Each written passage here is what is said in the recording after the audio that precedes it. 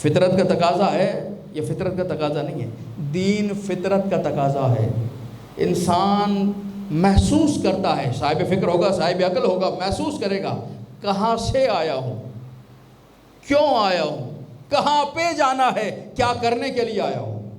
معمولی سی مثال، آپ گھر سے چلے مجلس میں آئے، کیوں آئے،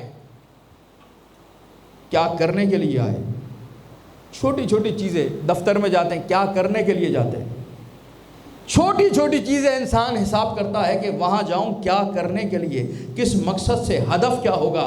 جب چھوٹی چھوٹی چیزوں کا حساب کر رہے ہو تو پوری زندگی کا ہدف کیوں سامنے نہیں ہے؟ ہدف خدا تک پہنچنا۔ فطرت بتا رہی ہے کہ کوئی خدا ہے، اس تک جانا ہے۔ فطرت اگر فطرت بتا رہی ہے تو دنیا میں اتنے انسان ہیں، کیوں سب دین اسلام پہ نہیں؟ کیا ضرورت ہے؟ تو فطرت تو ہے، لیکن جس طرح خورشید پسے ابر چلا جاتا ہے، اور اب تو آپ کے سامنے معاملات، بادل آ گئے، کالی گھٹائیں آ گئیں، خورشید ہے، چمک رہا ہے، لیکن اس کے سامنے اگر کوئی بادل آ جائے اس کا نور آپ تک نہیں پہنچے گا۔ ایسا نہیں ہے کہ وہ موجود نہ رہا، وہ ہے، مگر سامنے رکاوٹ آ گئی ہے، غبار آ گیا ہے، ابر آ گیا ہے، آپ اس تک نہیں پہنچ سکتے، وہ آپ تک نہیں پہنچ سکتا۔ جس مقصد کے لیے اسے بنایا گیا ہے وہ فیض نہیں پہنچا پا رہا، رکاوٹ وارد ہو گئی۔ فطرت ہے خدا تک لے جانے کے لیے، لیکن کچھ پردے پڑ گئے اس فطرت پہ، کچھ رکاوٹیں فطرت پہ آ گئی ہیں، جو انسان ہوش میں نہیں آ رہا، خدا کو تلاش نہیں کر رہا، اس تک پہنچنے کو تیار نہیں ہے۔ فطرت ہے، سورج ہے، روشنی نہیں مل رہی، فطرت ہے، فیضیاب نہیں کر رہی، وہ رکاوٹیں کیا ہیں؟ جلدی سے جملے آپ کے حوالے کر دیں۔ کیا رکاوٹیں ہیں جو پہنچنے نہیں دے رہی؟ 10 سے 12 رکاوٹیں جو پڑی ہیں وہ بیان کی گئی۔ پہلی، آنکھیں بند کر کے کسی کے پیچھے چلنا، پیروی کی جا رہی ہے غیر معصوم کی، آنکھیں بند ہے، دیکھو صحیح کہہ رہا ہے یا غلط کہہ رہا ہے، بھئی ہمارے باپ دادا ایسا کرتے چلے آئے اس لیے ہم بھی کر رہے ہیں۔ اندھی تقلید، پیروی ہو رہی ہے غور و فکر کے بغیر، جہاں ایسے باپ دادا ہندو تھے ہم مسلمان کیسے بنے، باپ دادا لا مذہب تھے ہم مذہب پہ کیسے چلے آئے، اندھی تک غور و فکر نہیں کر رہا کہ بنا ہے کسی تک پہنچنے کے لیے۔ دوسرا، مادیات میں غرق انسان، جو کہہ رہا ہے کہ مجھے کھانے کو مل رہا ہے، سونے کو مل رہا ہے، کمانے کو مل رہا ہے، کھلانے کو مل رہا ہے، بس کافی ہے، ساری زندگی مادیات میں ہے۔ یہ جو ایلیٹ کلاس ہے جسے آپ کہتے ہیں، سارا کچھ ہم و غم دنیا ہے، بس سیدھے راستے سے ملے تو بھی دنیا، الٹے راستے سے ملے تو بھی دنیا، اور کچھ بھی نہیں۔ مادیات میں غرق ہیں، جو مادیات میں غرق ہو وہ خدا تک کیا پہنچے گا؟ تیسری چیز، رفیق بد، برا دوست، جس کے احباب ہی ایسے ہوں ان کے سرکل سے نہ نکل پائے، میں کیا کروں، سارے دوست میرے ایسے ہیں، انہی کے راستے پہ چل پڑے۔ چوتھی چیز، اثر پذیر ہونا، اپنے اطراف کا، محیط کا، اپنے علاقے کا اثر قبول کر لینا، چاہتا ہے کہ خدا تک پہنچے، غور و فکر کرے، مگر ماحول ہی ایسا نہیں مل رہا، کیسے جائے گا، کیسے تلاش کرے گا؟ اس حجاب کو جو توڑ کر نکل آئے اسے سلمان فارسی کہتے ہیں۔ تلاش کر رہا ہے، ماحول بھی نہیں تھا، تلاش کر رہا ہے، کہیں سے پہنچوں، کہیں سے اس منزل تک ڈھونڈوں، خدا تک پہنچنے کے لیے راستے۔ پانچویں چیز، رفیق بد، علاقہ، آپ کے سامنے برائی کو ایسے جلوہ دیا گیا ہو کہ جیسے یہی سب سے بڑی اچھائی ہے۔ بچے نے آنکھ کھولی، بتایا گیا بیٹا یہ بہت اچھے آدمی ہے، بہت اچھے آدمی، بہت اچھے آدمی ہے۔ آپ اسے لاکھ سمجھائیں کہ یہ اچھا نہیں ہے، لیکن چونکہ اسے بچپن ہی سے ایک سبق پڑھایا گیا ہے یہ بہت اچھا ہے، آج دنیا کوشش کر رہی ہے کہ علی والوں کی کتابوں کے سلیبس میں کچھ دوسری باتوں کو وارد کر کے ان سے منوا لیا جائے، لیکن کیا کیا جائے؟ سارا سال پڑھاتے ہیں کہ وہ اچھے ہیں، یزید اچھا ہے، مگر ادھر محرم کا چاند نمودار ہوتا ہے اور یہی پڑھنے والا بچہ کتاب سائیڈ میں رکھ کر یا حسین کہہ کے بتاتا ہے ہم وہ نہیں ہیں جو دوسروں کی باتوں میں آ جائیں، ہم کل بھی حسین کو ماننے والے تھے، آج بھی حسین کو ماننے والے ہیں۔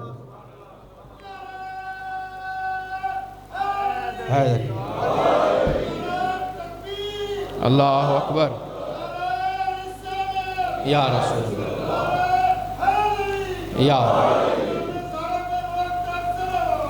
اللہ صلی اللہ محمد۔ آپ تھک گئے ہیں، ایک اور مل کر بآواز بلند صلوات محمد والے صلی اللہ علیہ۔ اصل میں ہے بھی جسمانی مشقت سے زیادہ ذہنی مشقت ہوتی ہے۔ مزدور کی مزدوری کم ہے، آفیسر کی زیاددہ ہے، ذہنی مشقت ہے۔ اب ابھی آپ کو تر و تازہ بھی کرنا ہے، 11 دن آپ کی خدمت میں حاضر ہیں، تھوڑا سا پیغام میں چاہ رہا ہوں ابتدائی دن میں آپ کے حوالے کر دوں۔ بری چیز کو اچھا کر کے بیان کرنا، جب سنے گا ہے ہی ایسا تو اسی کے پیچھے بھاگے گا، اسی پہ عمل کرے گا، اسی کے پیچھے چلتا رہے گا۔ ہم لاکھ بلاتے رہیں آ جاؤ اور نہیں آ رہا، لاکھ سمجھا رہے ہیں آ جاؤ۔ اسی لیے حسین کا دروازہ کھلا ہے، آنے والے سے کبھی نہیں پوچھا جاتا تیرا نام کیا ہے، رنگ کیا ہے، نسل کیا ہے، مذہب کیا ہے، بس اتنا ہوتا ہے جو انسان ہوگا محسن انسانیت کے ذکر میں چلا آئے گا۔ نہیں پوچھا جاتا مسلک کیا ہے، مذہب کیا ہے، جو بھی ہو، جس کے دل میں ہو انسانیت ہوگی فرش ازا پر آئے گا۔ غبار پڑے ہیں پردے، ہٹانے کے راستے کون سے ہیں؟ کن راستوں سے اس غبار کو ہٹایا جائے؟ 3 باتیں ہیں۔ پہلی چیز احساس خطر، جب انسان خطرہ محسوس کرتا ہے تو خدا کی طرف لوٹتا ہے۔ مثال دوں گا، جب تک کرسی ہے، عہدہ ہے، منصب ہے، پارٹی ہے، دولت ہے، احباب ہے، طاقت ہے، انہی میں غرق رہے گا، ڈوبا رہے گا۔ اور جب پارٹی بھی چلی جائے، کرسی بھی چلی جائے، عہدہ بھی چلا جائے، احباب بھی چلے جائیں، دولت بھی چلی جائے، اب خطرہ محسوس کرے گا، کون مجھے بچائے گا؟ ہوا کچھ نہیں ہے، بس طاقتیں چلی گئی ہیں، خطر محسوس کر رہا ہے، احساس خطر۔ اب وہ تسبیح اٹھائے گا اور مسجد کا کونا تلاش کرے گا۔ زندگی میں، جوانی میں اگر اسی طرح سے عمل کیا ہوتا، جوانی سے فرش پہ نظر آتے۔ شکر ہے بعد میں بھی آئے تو حر کی طرح آ تو گئے، لیکن سلام ان پر ہے جو پہلے سے حسین کے ساتھ کھڑے ہیں۔ حر سے بالا مقام ان کا ہے جو اول وقت سے حسین کے ساتھ کھڑے رہے۔ احساس خطر کرے گا، خدا کی طرف لوٹے گا، کوئی تو بچائے۔ دوسرا، مشکلات میں گھرے گا تو خدا کو تلاش کرے گا، کوئی تو ہو جو مجھے مشکل سے نکالے، پریشانی سے بچائے۔ تیسرا، جب نعمتوں پہ توجہ کرے گا، سارا مسئلہ اس توجہ کا ہے۔ اگر نعمتوں کا احساس کرے گا، اتنی ساری نعمتیں، یہ میں نے تو خود کو نہیں دی، کوئی تو ہے جو نعمت دے رہا ہے، جو نعمت دے رہا ہے، تلاش کروں کون ہے جو مجھے نعمت دے رہا ہے۔ جب نعمت دے رہا ہے تو اس کا شکریہ بھی ادا کرنا ہے۔ جہاں احساس ہوگا تو ماضی کے گناہوں پہ توبہ کرتا چلا آئے گا۔ یہ جو راتیں ہیں، جس کا آج سے آغاز ہوا، یہ توبہ کی راتیں ہیں۔ پلٹ آئیے حسین کی طرف، نکل آئیے مادیات سے، چلیں حسین بلا رہا ہے۔ توحید تک پہنچانے کے لیے حسین ابن علی کا راستہ۔ عبداللہ دیسانی، بہت بڑا ملحد اپنے زمانے کا، خدا کو نہیں مانتا۔ حشام ابن حکم، امام جعفر صادق علیہ السلام کا شاگرد، محمد وآلہ۔ یہ 4-5 چیزیں میں نے آپ کے حوالے کی، اگر ان افراد میں 10 کے ذہن میں بھی رہ گئیں تو میرے پڑھنے کا آنے کا مقصد پورا ہو جائے گا، کچھ نہ کچھ حد تک تو پورا ہو جائے گا۔ عبداللہ دیسانی امام کے شاگرد حشام بن حکم سے ملا اور مل کر کہنے لگا، حشام کیا تو خدا کو مانتا ہے؟ حشام نے کہا الحمدللہ مانتا ہوں۔ حشام کیا تیرا خدا قادر بھی ہے؟ یعنی ذہنیت دیکھیں، خدا کو نہیں مانتا مگر اتنا جانتا ہے جو خدا ہو اسے قادر ہونا چاہیے، مجبور خدا نہیں ہو سکتا۔ کیا تیرا خدا قادر بھی ہے؟ کہنے لگا ہاں میرا خدا قادر ہے، ان اللہ علی کل شیء قدیر، قادر بھی نہیں قدیر ہے۔ کہنے لگا اچھا کیا تیرا خدا اتنی بڑی کائنات کو ایک انڈے میں سمو سکتا ہے؟ مرغی کے انڈے میں ساری کائنات۔ منطقی اعتبار سے سوال ہی غلط ہے، ممکنات سے باہر ہے۔ اتنی بڑی کائنات انڈے میں آ جائے یعنی وہ بڑی نہ رہے، انڈے میں آ جائے یعنی انڈا ایسا باوسیع ظرف کا حامل ہو جو کائنات کو اندر لے لے، اگر ایسا کرے تو وہ انڈا نہ رہے۔ کہ اللہ کا کرنا ایسا ہی ہے، انڈا انڈا رہے، کائنات اتنی بڑی اس انڈے میں آ جائے۔ حشام بھی گھبرایا، کہ اللہ کا پوچھ کے بتاؤں گا۔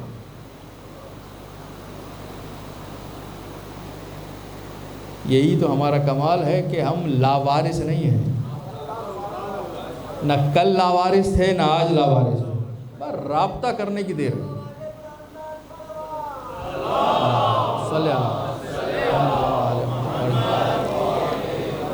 حشام نے کہا امام سے پوچھ کر بتاؤں گا۔ پہنچا امام کی خدمت میں، آیا فرزند رسول عبداللہ دیسانی آیا تھا، سوال کر رہا ہے کہ تمہارا خدا قادر ہے؟ میں نے کہا قادر ہے۔ کہنے لگا کیا تمہارا خدا اتنی بڑی کائنات کو ایک انڈے میں رکھ سکتا ہے؟ میں نے کہا آپ سے پوچھ کر بتاؤں گا۔ امام نے فرمایا حشام تمہارے پاس کتنے حواس ہیں؟ کتنے حواس ہیں؟ حواس کتنے ہیں؟ 5۔ سلامت رہیں، اس لیے کر رہا ہوں تاکہ آپ کی توجہ جلب کر سکوں۔ کتنے حواس ہیں؟ کون کون سے؟ کہ میرے پاس حواس باصرہ ہے، دیکھنے کی قوت، حواس شامہ ہے، سونگھنے کی قوت، حواس ذائقہ ہے، چکھنے کی قوت، حواس لامسہ ہے، حس لامسہ مس کرنے کی قوت، حس سامعہ سننے کی قوت۔ 5 قوتیں، دیکھنے کی قوت، سونگھنے کی قوت، چکھنے کی قوت، مس کرنے کی قوت اور سننے کی قوت۔ امام نے فرمایا ان میں سب سے چھوٹی قوت کون سی ہے؟ بڑی کی بات نہیں، سب سے چھوٹی۔ کہنے لگا باصرہ، دیکھنا، جو عضو جس سے دیکھ رہا ہوں وہ سب سے چھوٹا ہے۔ آنکھ ناک سے چھوٹی ہے، آنکھ زبان سے چھوٹی ہے، آنکھ کان سے چھوٹی ہے، آنکھ ہاتھ سے چھوٹی ہے۔ کہ پوری آنکھ سے دیکھتا ہے؟ کہ نہیں، اس میں جو گول دائرہ ہے چھوٹا سا، اس سے دیکھتا ہوں، اس کے اندر ایک دال کے دانے کے برابر ایک چیز ہے، اس سے میں دیکھتا ہوں۔ امام نے کہا جو اللہ دیکھ، آسمان کی طرف دیکھا، زمین کو دیکھ، دائیں دیکھ بائیں دیکھ، کیا دیکھا؟ کہا آسمان دیکھا، زمین دیکھی، پہاڑ دیکھے، حیوانات دیکھے، جنگل دیکھے، سب کچھ دیکھا۔ کہ جو اتنی بڑی چیزوں کو معمولی سے دال کے دانے کے برابر میں سمو سکتا ہے، اگر چاہے تو پوری کائنات کو انڈے میں کیوں نہیں سمو سکتا؟ امام نے جواب دیا، چلا گیا۔ اگلے دن صبح دق الباب ہوا، عبداللہ دیسانی دروازے پر آیا اور آ کر کہنے لگا ہاں بھائی حشام کیا ہوا میرے سوال کا؟ بڑے توحید پرست موحد بنے پھرتے ہو، بتاؤ میرے سوال کا جواب کیا ہوا؟ حشام نے جو امام سے پوچھا تھا جواب ایسے کا ایسے دے دیا کہ جو آنکھ میں اتنی قوت دے سکتا ہے وہ اتنے بڑے انڈے میں پوری کائنات کو کیوں نہیں سمو سکتا؟ کہنے لگا یہ تیرا جواب نہیں ہے، میرے امام کا جواب ہے کہ مجھے لے کے چل امام سے ملنے کے لیے۔ ملاحظہ کیجئے گا، آیا امام کے دروازے پر، کچھ نہیں ہوا، صرف آمنے سامنے ہوئے۔ امام نے پہلا سوال کیا، اے آنے والے بتا تیرا نام کیا ہے؟ اس نے جیسے ہی سنا سوال واپس مڑا اور واپس چل دیا۔ لوگوں نے پوچھا، نام پوچھا تھا، جواب کیوں نہیں دیا، واپس کیوں پلٹ آیا؟ کہا احمق نہیں ہوں، میرا نام ہے عبداللہ، اگر میں کہتا میرا نام عبداللہ ہے تو یہ دوسرا سوال کرتے، وہ اللہ کون ہے جس کا تو عبد ہے؟ واپس پلٹ کر آ گیا۔ امام نے واپس بلایا، آؤ۔ کہ مولا یہ سوال نہ کریں، کوئی اور سوال کریں۔ کہ اچھا ٹھیک ہے، آؤ تمہیں توحید کی معرفت کراؤں۔ بٹھایا، ابھی چھٹے امام ہیں، بٹھایا، ابھی بٹھایا تھا کہ ساتویں امام کی کم سنی ہے، ہاتھ میں انڈا ہے، انڈے سے کھیل رہے ہیں۔ کھیل نہیں رہے، کچھ اور بھی ہو سکتا تھا، کیونکہ اس نے سوال ہی انڈے کا کیا تھا، اس کا سوال ہی انڈے کا تھا۔ ساتویں امام کا بچپن، کم سنی، ہاتھ میں انڈا لیے ہوئے گھما رہے ہیں انڈے کو۔ امام نے بیٹے کو بلایا، انڈے کو لیا، کہا شام دیکھ رہا ہے، فرزند رسول دیکھ رہا ہو، اس کی سطح دیکھ رہا ہے، کتنا سخت چھلکا ہے، جی اندر باریک جھلی ہے، جی اندر دو چیزیں ہیں، ایک سونے کی طرح ہے، ایک چاندی کی طرح ہے ساتھ مگر مل نہیں رہی، نہ یہ اس میں ملتی ہے نہ وہ اس میں ملتی ہے، بتا کوئی تو ہے جو اس نظم کو قائم کیے ہوئے ہے۔ خود بخود ہو رہا ہے، کہنے لگا نہیں، کوئی تو ہے جو نظام کو چلا رہا ہے۔ فوراً کہنے لگا ہاتھ بڑھائیے، میں آپ کے ہاتھ پر اسلام لانا چاہ رہا ہوں۔ محافظان توحید، منکران توحید کو دامن توحید میں لے کر آئے۔ پھر مدینہ ہے، مدینے میں شخص آیا، چوراہے پہ کھڑا ہوا، جیسے گاؤں دیہات، آج بھی آپ تو شہر میں رہتے ہیں، دیہات میں کوئی اسی طرح کرتب دکھانے والا آ جائے، جمع غفیر لوگ جمع ہوتے، خدا جانے کیا دکھانے کے لیے آیا، دیہات سے واسطہ رہا ہوگا، ٹی وی پہ اور موبائل میں تو سب موجود ہے، وہ کرتب دکھائے سب جمع ہو جاتے۔ آیا ایک شخص، شیشی لی، مٹی ڈالی، پانی ڈالا، کچھ دیر رکھا، لوگوں سے پوچھا اس میں کیا ہے، وہ پانی ہے اور مٹی ہے۔ کچھ دیر کے بعد زمین پہ پھینکا، کچھ کیڑے تھے جو نکل کے زمین پہ گھوم رہے تھے۔ آپ کا ہزاروں مرتبہ سنا ہوا واقعہ ہوگا، لیکن استدلال ہے۔ جیسے ہی اس نے کیڑے زمین پر پھینکے، لوگوں سے کہا دیکھا پہلے اس میں کیڑے تھے؟ کہنے لگے نہیں۔ اب ہیں؟ کہا ہے۔ کیسے بنے؟ مٹی سے۔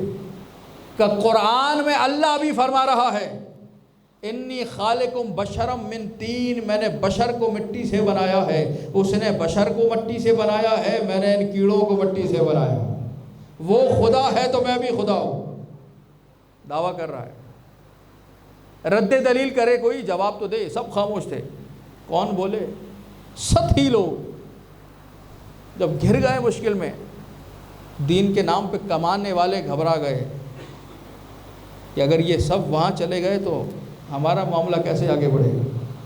چلے اس در پہ کہ جہاں بڑے بڑے جاتے رہے تھے۔ فرزند رسول یہ شخص آیا ہے مدینے میں اور اعلان کر رہا ہے کہ میں خدا ہوں۔ توحید، عرفان توحید اور محافظان توحید۔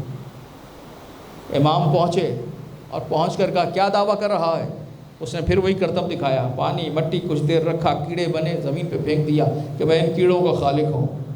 امام نے مسکرا کر کہا اگر تو نے انہیں بنایا ہے تو بنانے والے کے علم میں ہوتا ہے کسے نر بنایا ہے، کسے مادہ بنایا ہے، کسے کتنی صلاحیت دے کر بنایا ہے، کسے کتنی صلاحیت سلب کر کے بنایا ہے۔ خالق یہ اختیار رکھتا ہے جب چاہے اپنی مخلوق کی صورت کو تبدیل کر دے۔ اگر تو نے اسے بنایا ہے تو بتا ان میں نر کتنے ہیں، مادہ کتنے ہیں، یہ کہاں کو جا رہے ہیں، کہاں سے آئے تھے، یہ بتا ان کی شکل کیسے تبدیل کی جائے گی۔ جب گھبرا گیا، ہاتھ جوڑ کر کہنے لگا میں خدا نہیں ہوں، میں تو نام کمانے کے لیے آیا تھا۔ امام نے مسکرا کر کہا ہم بھی خدا نہیں ہیں، مگر خدا نے ہمیں طاقت دی ہے، ہم بتا سکتے ہیں اس میں نر کتنے ہیں، مادہ کتنے ہیں۔ یہ ہے محافظان توحید۔ مل کر صلوات محمد و آل محمد کی۔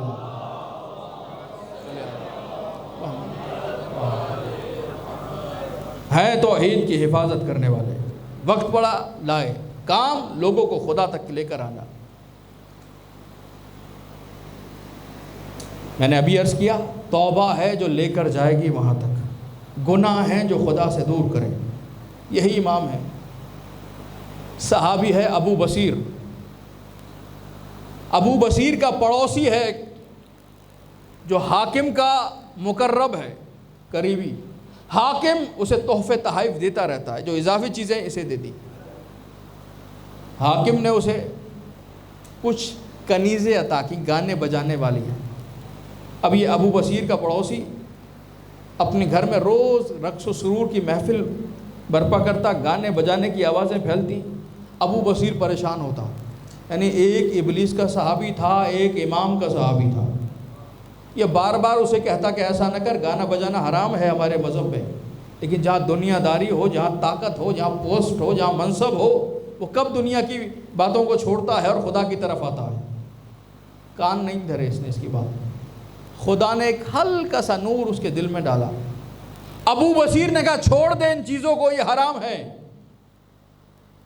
رو کر کہنے لگا ابو بصیر میں اس میں اتنا غرق ہو گیا کہ چھوڑوں بھی تو نہیں چھوڑ سکتا. ہوتا ہے کوئی گناہ ایسا جس کی لت پڑ جائے، چھوڑنا بھی چاہے تو وہ نہیں چھوڑتا، جکڑ گیا اس میں. تم اپنے امام سے عرض کرو کہ میرے لیے دعا کرے کہ اللہ مجھے اس گناہ سے بچائے. ابو بصیر گئے مدینے، امام کی خدمت میں پہنچے. فرزند رسول میرا پڑوسی ایسا ہے، اس نے گزارش کی ہے کہ آپ اس کے لیے دعا فرمائیں کہ وہ گناہ سے بچ سکے.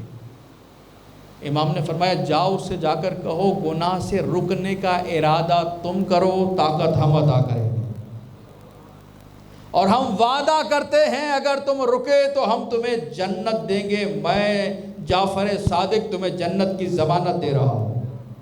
امام کے نام پہ بآواز بلند سلام.